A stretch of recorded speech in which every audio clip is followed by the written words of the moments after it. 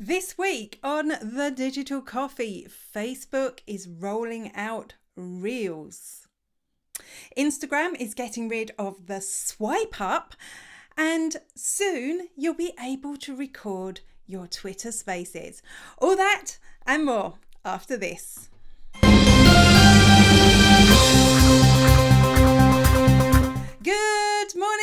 Good morning, and welcome to The Digital Coffee. This is your weekly dose of digital marketing and social media news for small business.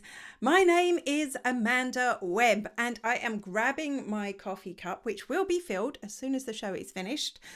And I'd love to know what's in your cup, so do leave me a comment. Just to mention that last week we had an issue where comments weren't appearing, so if you're commenting and I'm not responding, press something then, that is the reason why. Also, if you want more of this sort of thing, at 10:30 a.m. on Twitter, you can join myself and Mei King Sang, who will be talking about this news in more detail on Twitter Spaces. So you can join us there, and you can join in the conversation. You can come and say what you think, because of course you may disagree with what I say about the news, so we would love to see you here. Those of you watching on Facebook, if you leave a comment, whether I can see it or not, you'll get pinged with a copy of my Digital Coffee newspaper, so you can take away these stories and read them in your own time. Whew! That's a lot of things to say at the beginning of the show. Good morning to Marsha, who says she Zooms at least once a week. I was just thinking when I started this, how the term Zoom, you all know exactly what I mean, don't you? When I say, how often do you Zoom? You know. And that is the question. How often do you Zoom? Good morning to Deirdre, who is there watching on YouTube. Do let me know how often you Zoom. Good morning to Katie. I can see your comments are coming in. I'm happy now. 4 times a week. Yeah, I'm probably at a similar frequency myself, and Making, who is joining me, drinking tea, of course. Do you ever drink coffee? Or is that totally off brand? And if you did, you wouldn't tell me. You're excited for our Twitter Spaces. So that's Making Sang, who we share the spaces with. Good morning to Lee, who's 3, 4 to 5 times a week. You're very busy on the Zoom, Lee. And morning to Katie, who is drinking Earl Grey tea. So I'm so happy that the comments are coming in last week. It was awful last week when I couldn't see, and then at the end I was like, oh, look at all these people who commented, who I didn't respond to. Big cup of peppermint tea. Marsha, I do like my peppermint tea. I'd say third, tea, coffee, peppermint tea would be my ordering. I should probably start talking about news. Shouldn't I? Will I? Who's this? This is Mei King from The FOMO Creator, and you're watching The Digital Coffee with Amanda Webb. Facebook is about to launch Reels, and if you're not familiar with that term, Reels is that short form video content that we see on Instagram, we see on TikTok. It's fun, it's entertaining, it's educational, and I think if you want to play the algorithm game, if you want to get seen on Facebook, this is something you should probably pay attention to. So, Reels on Facebook were already in India, Mexico, and Canada, but that was a test. They are now officially rolling out slowly to US users first.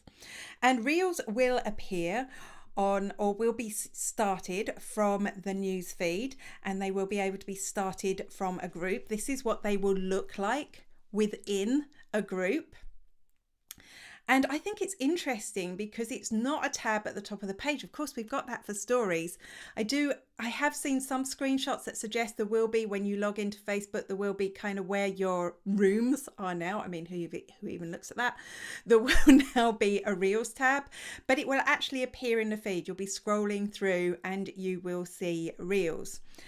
At the moment, there is no mention of whether you'll be able to create them for your Facebook page, which would be big. I think it would be big. They are testing being able to share your reels that you're creating on Instagram already, I hope, because that's something valuable you can do on Instagram to Facebook as well. So you won't have to go and create twice. The tool itself, the reels for creating the videos, will be very similar to what you're already using on Instagram.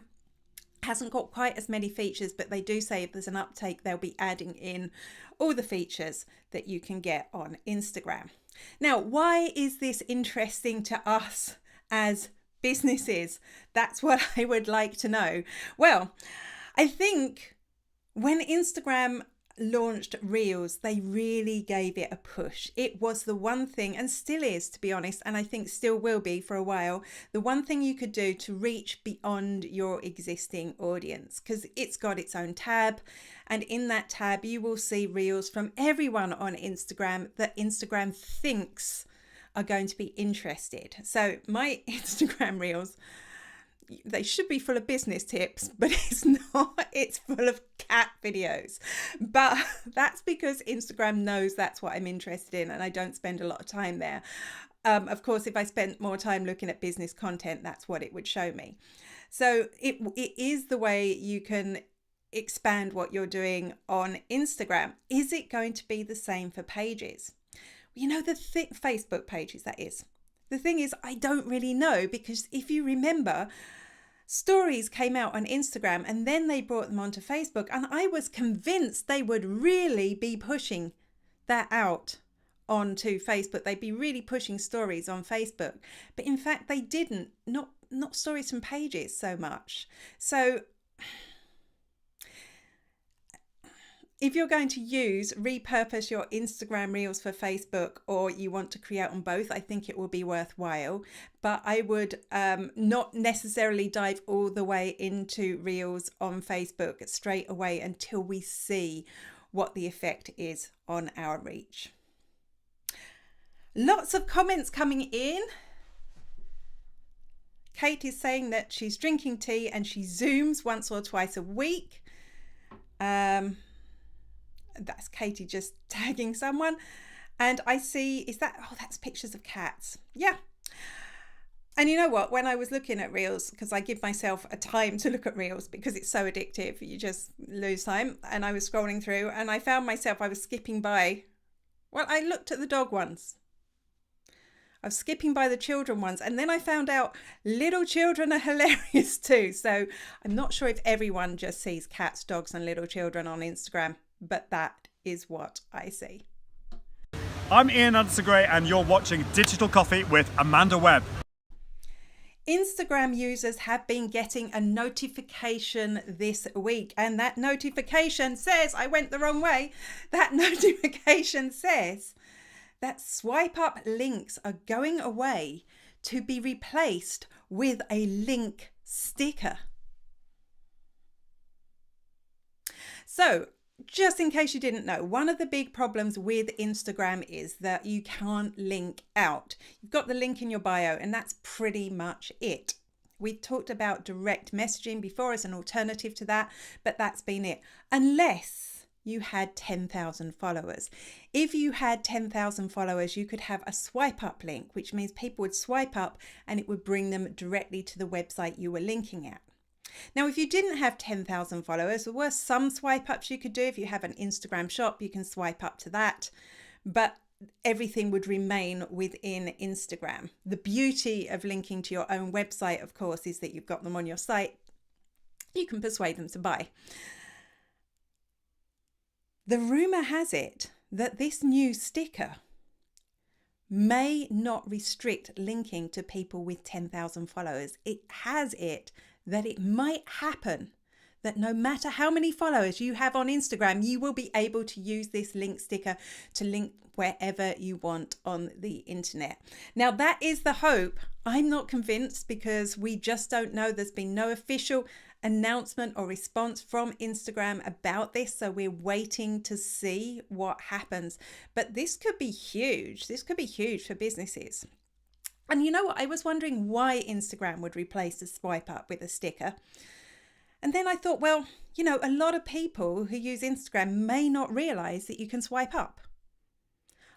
not you and me. We all know because we're marketers, but does everyone know you can swipe up or what swiping up means when they see that? With a link sticker, it's going to be much clearer. I'll come to a big news in a second that I've just seen. So this is really exciting.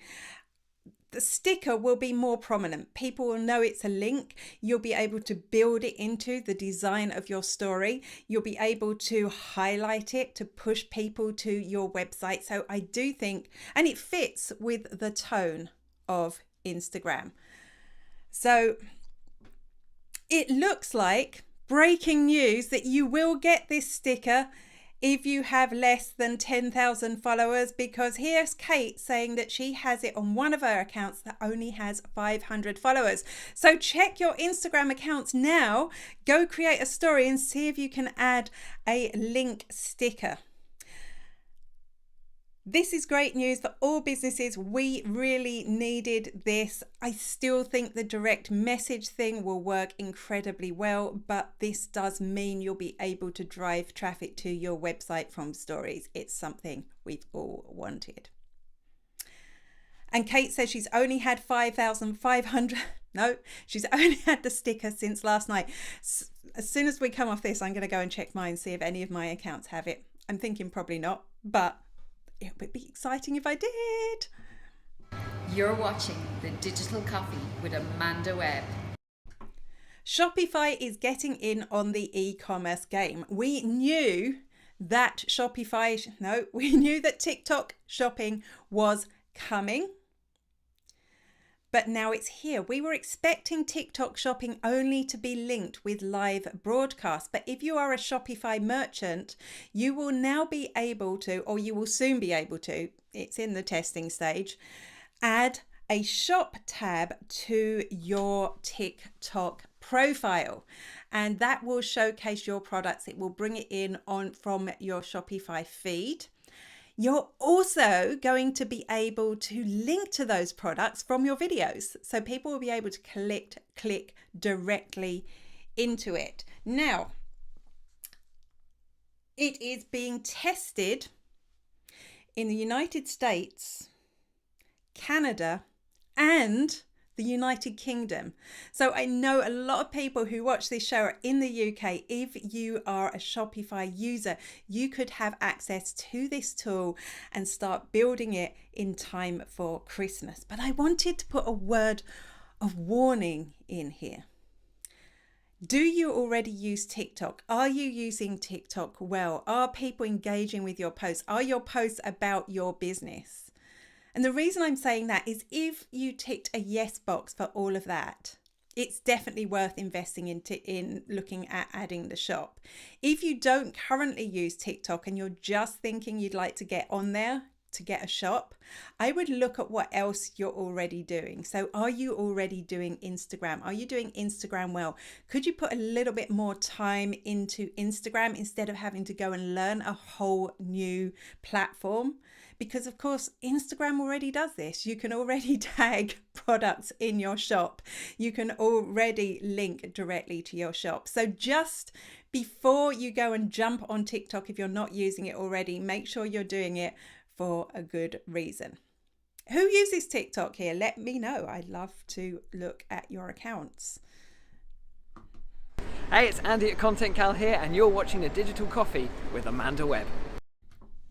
The problem with audio streaming so far has been that you have to join live. So don't forget to join me, for example, at 10:30 a.m. on Twitter. You will find the link to my Twitter space at the top of my Twitter profile. It's pinned. I will be talking about this news with Making Sang. But the problem is, if you miss that, you've missed it. It's gone. Some show producers are already recording their shows and repurposing them into a podcast, but it looks like Twitter is about to let us record our Twitter spaces and replay them. So you can see the options there. You can see that there is the live recording button. We don't know what it's going to look like yet, but it says it's only going to record the speakers. So I'm guessing it's only going to show the profile pictures of the speakers. And it also says that you'll be able to get a replay for up to 30 days. So this is good. I'm not sure why the 30-day limit is there. You're probably going to want to download the recording and maybe put it somewhere else as a podcast. But I do think this gives you the opportunity to engage more people with your Twitter audio broadcasts, just like you can this Facebook Live. You can come back and watch this later on if you missed it. So this is really encouraging. I would recommend, though, finding a way to download it, because as we've seen with the demise of Periscope, even though Twitter say your data is portable, you can download it, people are having massive problems with it now. So just make sure if you use this and you want the recording for life, that you don't just rely on it living on Twitter. I am excited about Spaces. I think we're going to see a lot more coming out of audio streaming in the future, and particularly on the platforms like Twitter, like LinkedIn, like Facebook, and like Reddit, that are going to be introducing this tool. Katie says, I didn't want to give TikTok my birth date, so wasn't allowed an account. You know, you can always lie. I do have a TikTok account. I don't post videos there. I just binge watch. I think that's what a lot of people do on TikTok. Hi, I'm Carmel Siri and you're watching Digital Coffee with Amanda Webb. At the moment, if you want to get more people to tune into your Twitter space, one tactic you can use is to add more speakers, because it's only when somebody is speaking in a space that it will appear at the top of your feed. So only the followers of the people who are speaking will be alerted that that person is in the space. So the more speakers, the more viral reach you're going to get, which can be complex because you don't want to necessarily let everyone speak. But now they're making a change. They're making a change so that everyone, even the people who are listening, if you are listening to a space, it will still appear at the top of the feed for your followers. This means a few things. One, more reach. So if I have 5 people initially tune into my space today, that will mean that there will be 5 people's followers who will see my space at the top of their feed.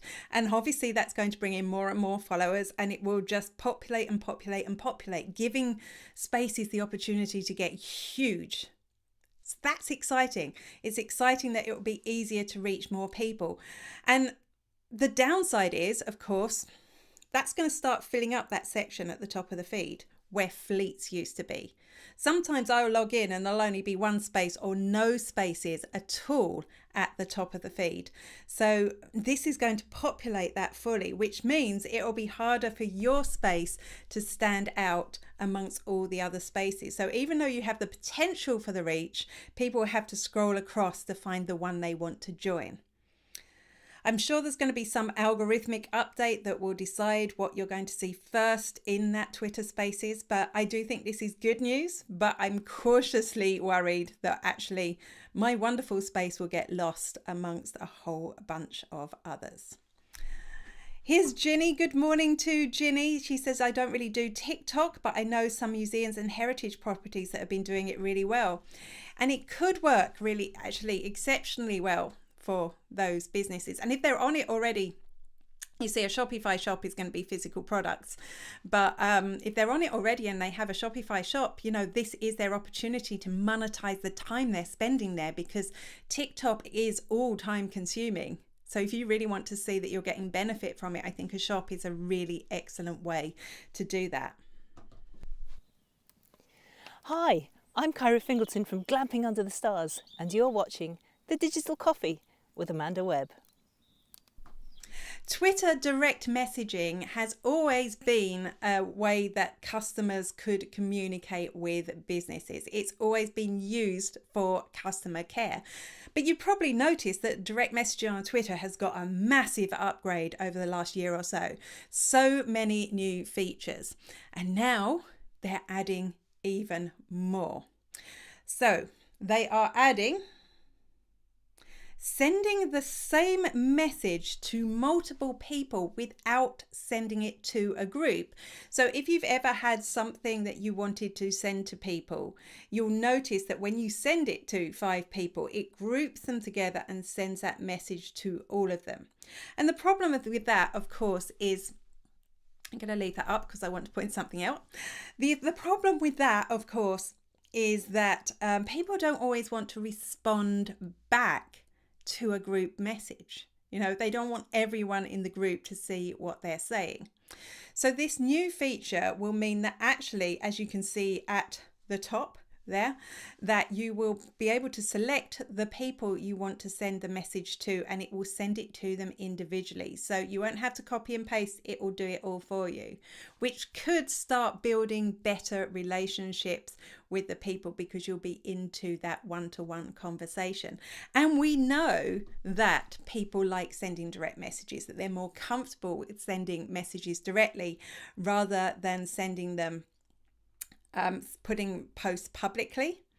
So this Twitter, I think, has been missing out on that somewhat. I don't think people use it to the same extent they use Messenger or Instagram Direct or WhatsApp, but really they could, by adding these new features, encourage more people to use it. As a business, I think it's key. Other features they've added is that you'll have a little down arrow that will skip you right to the bottom of the conversation. So if you've been scrolling up trying to find a link they sent you, if you want to get right to the bottom again, it's just the click of a button.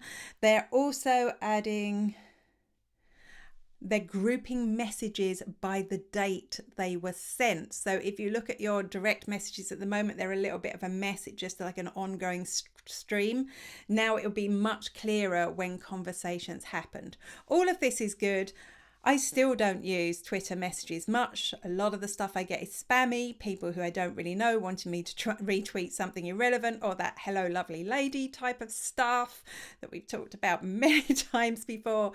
But I would be interested in using it in a better way if they continue to use this. I think it will slot in really well with super followers and with the business profiles when we get them. Hi, I'm Charlie Lawrence and you're watching The Digital Coffee with Amanda Webb. Now, at the beginning of the show, I was asking you, how often do you use Zoom? And the reason I was asking you was Zoom on iPad has just got an upgrade. Now, if you've ever been using Zoom and you've been looking for the button you need to press to put your hand up, or the button that you need to press to put your thumbs up, if you've ever been looking for that, and you know, it can take time, you're not concentrating on the conversation because you're looking for the button, you press the wrong one by accident, or you just press something to alert people of something. This has happened to me. I'm sure it must have happened to you, particularly those of you that are Zooming 4 to 5 times a week. If you're Zooming on iPad, they will now watch what you're doing and interpret your gestures. So if you put your hand up, it's going to interpret that into the hands up signal that you want to raise your hand. If you put your thumb up, it is going to interpret that into a thumbs up symbol, which is amazing, particularly on mobile and on iPad. It is hard to find those buttons to do. So this will, I love the way it's just going to use my human beingness to transfer what I'm saying. On the other hand, I do find it a little bit scary. I couldn't tell you why, but I do find it just a little bit scary. Deirdre says, the big thing on Twitter Spaces for me is possible to listen on or participate from desktop. So at the moment, you can listen from desktop and you can't participate. I believe they are working on letting you participate from desktop, and I would like that as well. One, because I work from my desktop, and two, because I could plug in a microphone and sound so much better. Katie says, wow, that is a bit scary. They are watching you. The machine is watching me, I think, which is what makes me a little bit scared, but I don't know why I should be scared.